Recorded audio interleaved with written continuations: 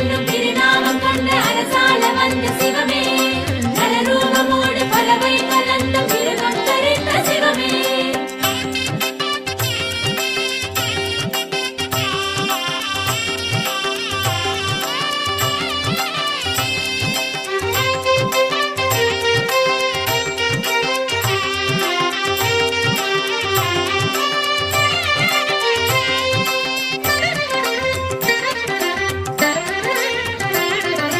சக்தி ரூபமாய் தோன்றும் சிவனே சரபேஸ்வரனே